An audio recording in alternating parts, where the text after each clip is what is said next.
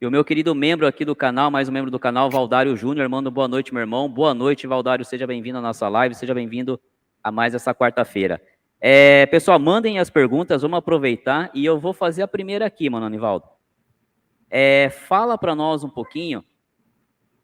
É uma pergunta que a gente fez recentemente numa live anterior e eu gostaria muito de ouvir de você por conta de saber a sua história, como que o Anivaldo hoje, né, por tudo um pouco do que o Anivaldo já passou. Então fala para mim, o que o Anivaldo de hoje falaria para aquele Anivaldo menininho lá atrás que você já contou?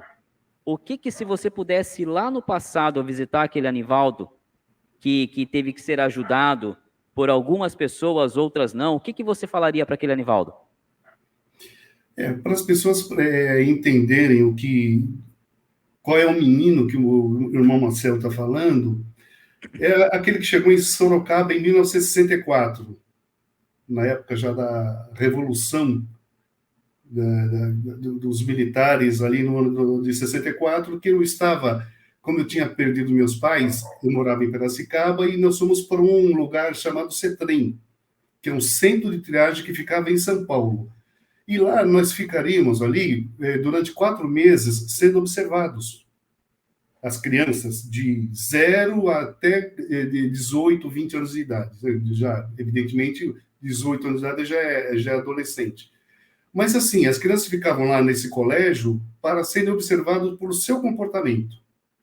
E, de acordo com o comportamento, as crianças seriam levadas para um educandário ou, dependendo do comportamento, para um reformatório. Os mais violentos iam para o reformatório e os não violentos iam para o educandário. E aí, no dia 11 de setembro de 64, dias depois que saiu o AI-9,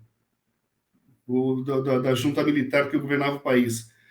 E era uma época de convulsão. Então, nós pegamos um trem, eles colocaram 9 crianças dentro do trem, com um monitor, e nesse trem, eles tinham os militares que foram eram deixados nas estações onde os trens passavam. Por quê? Existia muito uma convulsão social.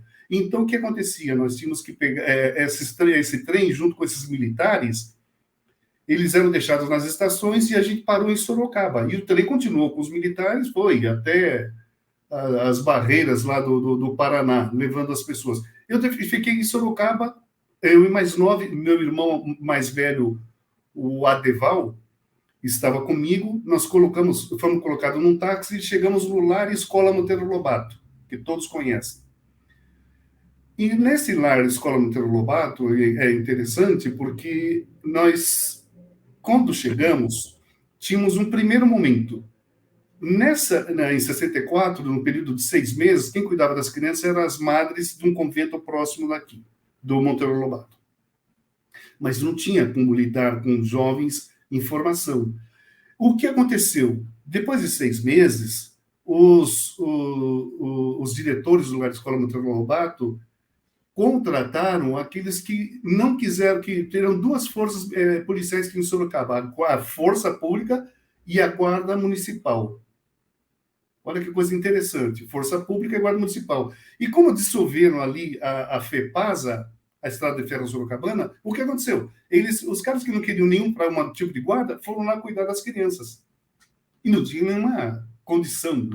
A gente era muito maltratado e ficamos pelo menos um ano sofrendo na mão desse povo que não tinha aptidão para lidar com crianças. Bom, depois de algum tempo, de um dia para o outro, do nada, onde a gente dormia, onde a gente era obrigado a ter era grade de ferro que não podia sair, uma alimentação precária, do nada as coisas melhoraram substancialmente. Porque aí foram colocados funcionários especializados, com enfermeira, com dentista, aí as coisas mudaram. E aí nós começamos a viver. As crianças tiveram uma qualidade de vida melhor.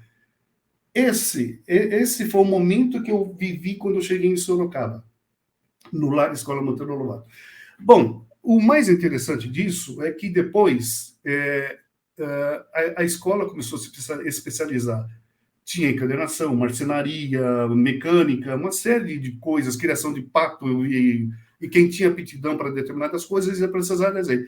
E aí nós acabamos descobrindo que quem assumiu a direção, já tinha assumido, quem era o responsável, era uma loja maçônica, a Perseverança Terceira. Aí que nós começamos a entender o que é maçonaria trabalhando na prática, funcionando na prática. Nós tínhamos, eles conversavam com os meninos, eles davam orientações para os meninos, davam educação, bem mal alimentação, bem mal dava... Porque você imagine 250 crianças você alimentar. Isso, nós estamos falando de 64, dos anos 60, dos anos 70. Quer dizer, não tinha apoio de igreja, não, a loja maçônica que sustentava, e sustenta até hoje aquele colégio. Então, aquele menino que chegou, ele foi criado dentro dos parâmetros da liberdade, da igualdade, da fraternidade.